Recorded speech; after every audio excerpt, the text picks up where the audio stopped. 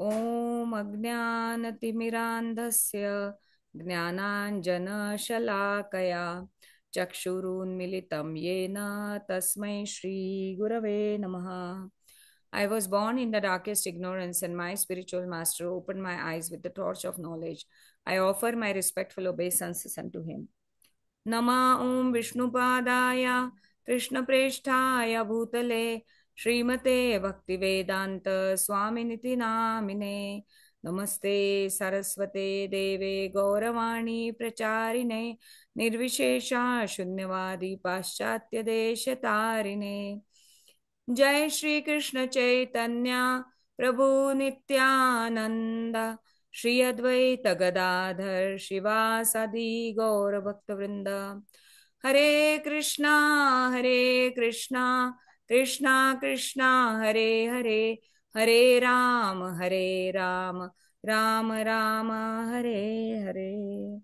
वाञ्छाकल्पतरुभ्यश्च कृपा सिन्धुभ्येव च पतितानां पावनेभ्यो वैष्णवेभ्यो नमो नमः. Okay, do you want to read? You continue. Okay.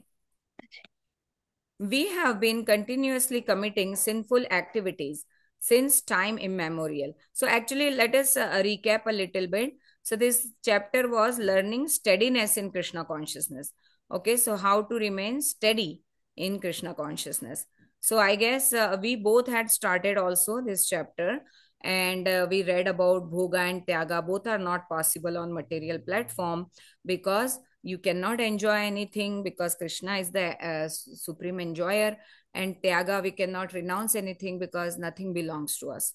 So these are only on material platform, and actually you cannot do this because everything belongs to Krishna. So that was the actual understanding of enjoyment and renunciation that was given by Srila Prabhupada. And then Prabhupada is also explaining that there are four orders of society: Brahmana, Kshatriya, Vaishya, Shudra. But how Brahmana should be qualified, and they do not qualify just by the birth, but by their inclinations and activities also. So Krishna has created these social system. So it's not like it's like a caste system or something, which is connoted by these days, not these days, but like since the time of British government.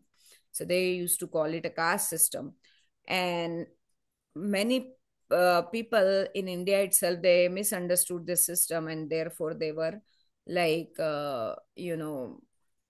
putting down the Shudras and Kshatriyas or Vaishyas, like that. The Brahmanas were putting them down, and that was not the right thing to do because all these four Varnas are equally important on their different work areas. Like, for example, even now, there are so many teachers who want to learn and give the knowledge to others. So that is a Brahmana quality. Like the Brahmanas also used to read the scriptures and share the knowledge with others, and they used to have gurukuls, and there they used to teach so many children. So even now teachers are there, although their subject matters have changed.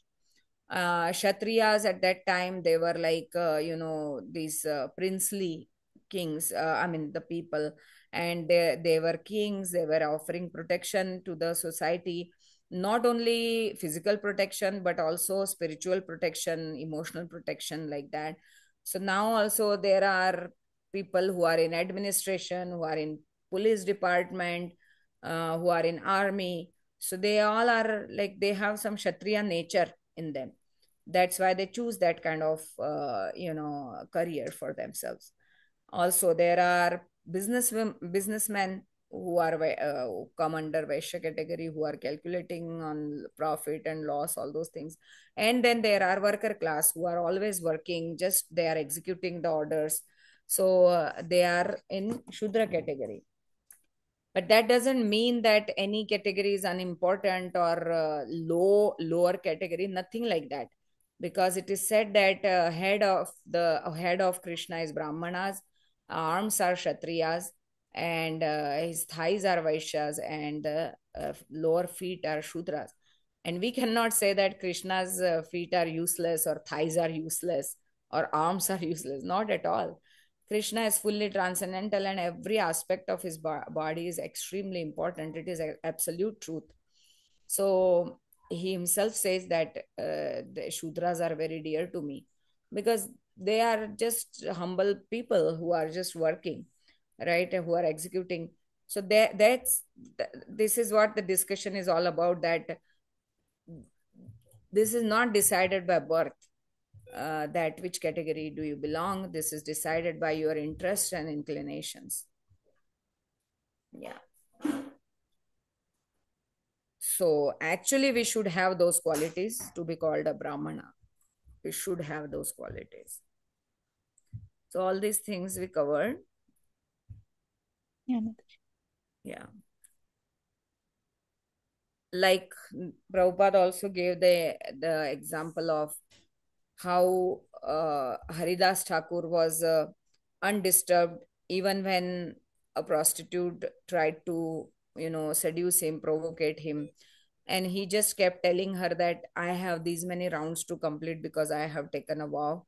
So after hearing his chanting for 2 nights, the prostitute herself surrendered unto him and she wanted to chant and she wanted to take Diksha from him. So he gave her Diksha and he left the place and he just told her that just donate everything what you have and just chant by Tulsi Maharani here. So, these are Brahminical qualities, although he was born in a Muslim family, but still he is called as Namacharya Haridas Thakur. So, Chaitanya Mahaprabhu made him a Acharya of the holy name. So, therefore, this is very important that what are our actions. That decides actually that in which category do we fall in. We have been continuously committing sinful activities since time immemorial, and we do not know when this began. So, what does it mean? Like, sinful activities means like when somebody forgets Krishna, or they are in ignorance, they don't know anything about Krishna, and they are just thinking that this life is for my enjoyment. That is called as sinful. Even in ignorance, sin might happen. Okay, when we don't know some certain things, and we do not know when this began, because what is the root problem is we don't know Krishna. That is the root problem. Yeah, ignorance means ignorance of Krishna, means there is no knowledge about Krishna. But this life is meant for rectification of all the mistakes that we have, and because we don't have knowledge about Krishna, these mistakes happen, that somebody wants to just enjoy individually as a supreme enjoyer, proprietor, and if they don't get the enjoyment, then they exploit others like that. Okay, so this is all that kind of mentality, Ishwar Bhav mentality. But this life is meant for rectification of all the mistakes that we have committed. If one sets fire to unwanted grass and creepers in a field, they will all be burned. Similarly, by the process of austerity and penance, one can liquidate all sinful activities and become purified. But Shukdev Goswami suggests an alternate process. Kechit kevalaya bhaktya vasudeva parayana agam dhunvanti karsnena niharam iva bhaskaraha. Generally, if one leads an austere and pious life of celibacy, equanimity, charity, etc., people will say that he's a very pious man. But simply by becoming Krishna conscious, one can kill all the resultant actions of his past sinful life. So, this Krishna consciousness is so powerful that if somebody accepts this Krishna consciousness very seriously and sincerely approaches it, then that is sufficient to vanish all the results of his immeasurable sins, how much ever he has sinned, right?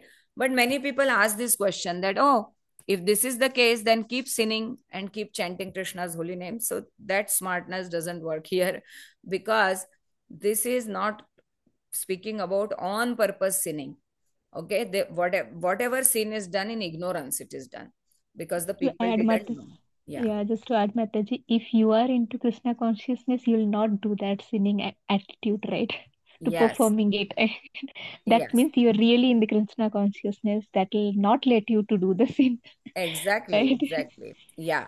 So how much ever modes push you, but you will Yeah. not budge because the power of Krishna's lotus feet, because there you Mm. have taken shelter after all. You have taken shelter of one who is beyond three modes of nature and who is controlling these modes, right? Yeah. Yeah. Yeah. So there was one very sweet story regarding this. One time, one very nice devotee told it in a lecture in the temple that there were many fish and in a pond, and there were some old fish. They always used to see that one hunter comes who puts his net and takes away so many fish. So those old fish knew that where to hide, so they were always protected. But there was this young fish who never got caught. So they were asking this young fish that you never got caught. How, what is the reason? What is the secret of this success? So she Mm. said that whenever I see the hunter, the person coming, the fisherman, I immediately go and hide behind his feet. So when Oh. when she's hiding behind the feet, and this fisherman is putting his net forward, right? So obviously she will never be caught. So similarly, for us, if we take shelter of Krishna, then this Maya Jal, that is called as, the net of Maya, will never be able to grab us. So that was amazing. Beautiful story, isn't it? Yeah. Yeah. Yeah, so that stuck with me. It's very sweet and short, but it conveys a beautiful, grave Message. Yeah. message. Yeah. Um, Generally, if one leads an austere and pious life of celibacy, equanimity, charity, people will say that he's a very pious man. But simply by becoming Krishna conscious, one can kill all the resultant actions of his past sinful life. So you understand the difference, that piety is different and Krishna consciousness is different. Piety can take you maximum up to mode of goodness. Okay, that okay, they are very pious people, they dug well in this area, so people started getting water, they opened schools here, or they give a lot of charity in cancer, for the cancer patients, all those things. But that will take you maximum to the mode of goodness platform. But the day you don't have money, then what are you gonna do? Then it makes you upset, and then it makes you helpless, and you start thinking that, oh, why God is doing with me, and all those kind of things. But one who has become Krishna conscious, he knows today I have money, tomorrow I may not have. That is all Krishna's property, and he can give or take his property anytime, right? And then he is always engaged in serving Krishna, worshipping Krishna, praising Krishna, glorifying Krishna. So he is so involved in Krishna that nothing matters for him much. Whatever ups and downs of life come, but this kind of sine curve comes, but he is directly walking on the straight line in between, which is the axis. So that is the secret of this Krishna consciousness. So that's why they are saying that it can kill all the resultant actions of past sinful life, because until the sinful reactions don't go away, negative emotions keep haunting persons. Okay, but once you have taken complete shelter of Krishna, then this will kill the actions of past sinful life completely, and then always you will see positivity, happiness. That is the actual Krishna consciousness. A fog disappears as soon as sun arises, and Krishna rises with the brilliance of thousands of suns. Right. So what is this negative emotions? Is fog in our brain, or confusions, or doubting tendency, or whatever, is fog of our brain. But as soon as Krishna is there, the complete fog is gone. This process is accepted only by someone who is very fortunate. So we are very fortunate. Chaitanya Mahaprabhu therefore said, Ei Rupa, Brahmanda Brahmite Kona Bhagyavan Jeev, Guru Krishna Prasade Paya Bhakti Lata Bij. By the grace of Krishna and the spiritual master, a fortunate person, after wandering throughout the universe in different species of life, receives the seed of pure devotional service. So, if somebody doesn't know about Krishna consciousness, then what happens is they keep doing some good work, some bad work, and keep getting new bodies to enjoy or suffer the results of their activities. If they have done good activities, then they enjoy the results, and if they have done some bad activities, then in between they have sufferings as well. And many times they take another bodies also, right? Like somebody has a habit of just eating meat so much, then they get a body of a beast, right, who can eat meat. Somebody has so much like habit of sleeping, then they get a body, sort of a body where they can sleep so much, so they get maybe body of a bear who hibernates for all 6 months and just sleeps, right? So uh, so like this verse is telling us that a jivatma goes through many different lifetimes in different species of life, right? Sometimes human, sometimes like beast, bugs, birds, demigods, whatever, right? But they keep coming to this earth planet to get the results of their karma.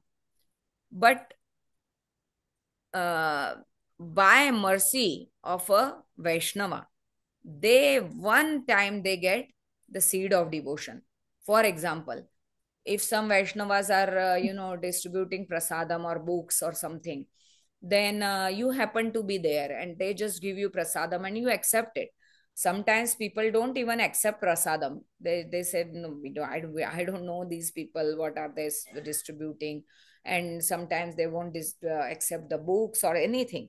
So then they avoided the mercy. They just didn't accept the mercy. But if somebody took prasadam, took a book, they offered a donation, then they are receiving the mercy, right? So they are letting the mercy flow through them. So what happens is, because of their this eating of prasadam, their whole body is sanctified, and then if they happen to really read that book, then their life can take a very good turn for good. So this is what happens, that by contact of a Vaishnava, who can be your spiritual master or shiksha guru, we get this seed of devotion. So Krishna consciousness is meant for very fortunate, for simply by accepting this one process, a person can surpass all the duties of austerity, renunciation, celibacy, etc. Shukdev Goswami declares, Kechit Kevalaya Bhaktya. One who is extremely fortunate takes to the process of pure devotional service. Kevala Bhakti means refers to pure, unalloyed devotional service in which there is no desire but to please Krishna. So this is called as Kevala Bhakti, means only, only. Um, yeah, Kechit Kevalaya Bhaktya. One should not render devotional service just to increase his income. We want money to become happy, but if we take to Krishna consciousness, automatically we will become so happy that we will neglect money. Right? So I told na that Krishna consciousness, literally, who is sincerely following Krishna consciousness, he remains very blissful in his internally, and he becomes like so self-satisfied in serving Krishna that he doesn't have any needs, any demands, any like negative feelings of why they are behaving like this, why they are acting like this, because he's so absorbed in Krishna that he thinks that everything is sanctioned by Krishna, everything is arranged by Krishna, and so much Krishna, Krishna, Krishna that they are not even able to sense that, oh, all these negative things are happening around me. So they remain very happy, and they don't even want money, that, oh, money is, why do I need anything? I'm just so happy the way I am, and I just want to serve Krishna. It was Dhruva Maharaj who lamented, how foolish I was. I took devotional service with a desire of material profit. So Dhruva Maharaj was insulted by his stepmother. He was a 5 years old boy, and then he was so angry at his father, because father didn't say anything at that time, that he determined to get a kingdom bigger than his father. So his mother was, his real mother was very, very concerned that what is happening, why this boy is so crying, so much crying. And then he told her everything, and she told that take shelter of Narayan, right? So he leaves the place, he leaves the palace, and he start walking to the forest, and there he meets Narad Muni. So Narad Muni is so merciful that he appears wherever his the devotees of Krishna need a guidance. So he appears before Dhruva, and he says, you are just a small boy, just go and play, it's okay, just forget about this insult of your stepmother. But he's very determined. He says, no, I am a Kshatriya, and once I have taken a vow, I will fulfill it. So then Narad Muni sees that, oh, he's really serious. Then he gives him a mantra, Om Namo Bhagavate Vasudevaya. And then he asks him to go to Madhuvan in Vrindavan and just make a deity of clay there, sand, and then worship the deity with fruits and flowers every day. And keep chanting Om Namo Bhagavate Vasudevaya. So then he chanted so much that one day Lord Prishnigarbha, another name of Vishnu, he came before him and he touched his conch shell to his forehead. And immediately Dhruva realized that, wow, this is offering a diamond to me, and I am going after the pieces of glasses. I'm just asking a kingdom greater than Lord Brahma, but after all, it will remain in this material world. How will I serve Krishna ever? So that's how he understands when Lord Prishnigarbha comes before him. So this is the reference. So we will just read, yeah, maybe we'll finish this paragraph and end. Ordinarily, for material profit, one goes to his boss or some rich man or demigod, but a devotee does not go anywhere but to Krishna, even if he has material desires. If one goes to Krishna even for material advantage, the day will come when he forgets material desire, just like Dhruva Maharaj. He was repentant and said, I came to Krishna and asked for something material, just like one who has pleased a very rich man and who asked him for a few grains of rice. Because this, even asking kingdom bigger than Satyaloka or Lord Brahma's kingdom, is after all asking for peanuts from Krishna actually. When Krishna himself is right before you, then you will ask devotional service to Krishna. That is most fulfilling, most satisfying to the soul. Because any volume of kingdom cannot satisfy the soul other than devotional service. So if a rich man agrees to give us whatever we want, but we ask him only for a few grains of rice, is that very intelligent? Asking Krishna for material benefits is exactly like this. One need not ask Krishna extraneously for material happiness, for material happiness will automatically roll before his very feet, pleading, please take me, please take me. So Krishna devotee is like that. That even material opulence is behind them, that please accept us, but they don't want anything. It's not that they are very adamant or something. If something can be used in Krishna's service, then they definitely accept it, like Prabhupada. So he opened up so many temples, right? Now there are more than 600 temples throughout the world of ISKCON. But that time, Prabhupada developed 108, more than 108 temples. So he needed money, right? So if donations were coming, he was accepting everything for Krishna's purpose. So that is Yeah. Krishna consciousness. That even while living in this world, you are so aloof from this world, like a lotus leaf, right? So it may be in the water, but if you will take out, you will find it dry, completely dry. Water doesn't even wet the surface of lotus leaf. So therefore, the feet of spiritual master or Krishna are called as lotus feet. That even though Krishna comes to this material world, he never gets affected, just like a lotus leaf. And similarly, the spiritual master is also like that. And he never gets affected with anything. His routine work goes on, regulation and regulated, two lectures on Krishna consciousness, morning, evening, morning, evening. So they are very much engrossed in that. Yeah. So we will continue from this paragraph next time. So much. Anything you want to share? No, just wanted to say that no, the Krishna consciousness is just to give service. I mean, your mentality will be like service. Either it is Vaikuntha Lok, either it is whatever life you give me, Yeah. Krishna. Just give me at your service. That is the Yeah. only thing I need. Yes. That's the key. Whatever you give me. Yes. Anything. I do not want Vaikuntha Lok. I do not want, whatever you give me, but I'll be Yes. only at your service. That is the only purpose of Krishna consciousness. Absolutely. Chaitanya Mahaprabhu said that I don't mind taking birth again and again in lower species also, Yeah, provided I remain in your service. your service. That's So what. nothing bothers us if our consciousness is that way absorbed.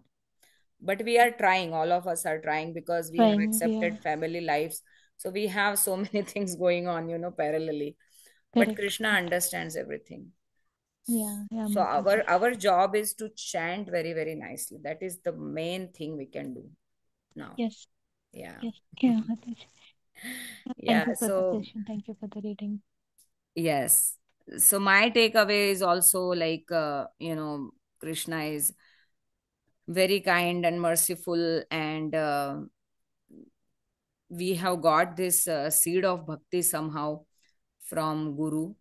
So we should now very nicely nurture this seed with our hearing and chanting. Hearing and chanting are like, watering and giving nutrients to this seed so that it grows very beautifully, and one day it produces fruits of Krishna Prema in our life, right? Yeah, So, yeah. And one more thing I'll just add, like, whenever I feel like I have a question, what should I do? mm, And by somehow I'll come across a video that will give that answer. So I wow. feel so fortunate because like one day what happened in the Radha Ashtami, I thought like no, I'll be listening to Radha Kataksha Mantra, that one. But I forgot for some reason. And suddenly when I opened my mobile, the first video it came Radha Kataksha Mantra. I listened to that and I was so happy that no, Yeah, I was thinking about that, but I forgot for some reason. But because yeah, of the mercy, I came across that video. yes, So sometimes this happens. Like yeah. I mean, if Yeah, you they are truly actually want. reciprocating to our desires. Correct, correct. Yeah. But I have this has been happened multiple times. Like if something I was curious, I did not know the answer, I'll come Mm, across a video that is related to that specific topic. So I feel like, amazing. oh, I was just looking for the answer. I felt like no, Krishna is telling me that okay, you're looking for some answer. See, this is Yes. something that you'll come across. Yeah, we can palpably feel Krishna's presence in our lives, that way. Like as you are saying, that he's so much actively present in our lives. He has, Yeah, like, he's watching over. So yeah, if we make proper desires all the time, then Krishna is pretty much in our lives, is there in our hearts. yeah, But and we will see him in person also yeah. one day. Oh my God. Yes. Just getting goosebumps. Oh my God. Yes, we all are waiting for that day. So tomorrow is Vaman Jayanti, right? Yes, Vaman So, Dwadashi. So today is yeah, Ekadashi, tomorrow is Vaman Ekadasi Dwadashi. tomorrow. Yeah. Yeah. And today's Ekadashi also included up to 12 noon fasting for Lord Vaman Yes. Dev's appearance. Yes. Yes. Yeah. Yeah. Okay, so Okay, I'll see you Mataji. next Wednesday Sure, or sure, sure. Friday if you are joining the Bhakti Viksha. Yeah, sure, Okay. Mataji. I Yeah. just Hare. remember now that why I was unable to join because of the Ganesh Chaturthi. I was in the Oh, temple, so I just missed the session. It was on Wednesday, right? Just now I yeah. remember like how did not join the session? Just now Yeah, I I was remember oh also it was wondering. Ganesh Chaturthi. Okay, you So I went went to to some temple temple. that day Okay. in the Oh, evening. Yeah. good. Okay, That's Mataji. no worries. Thank you so much. Hare Krishna. Shivratri. Hare Krishna. Shubharatri.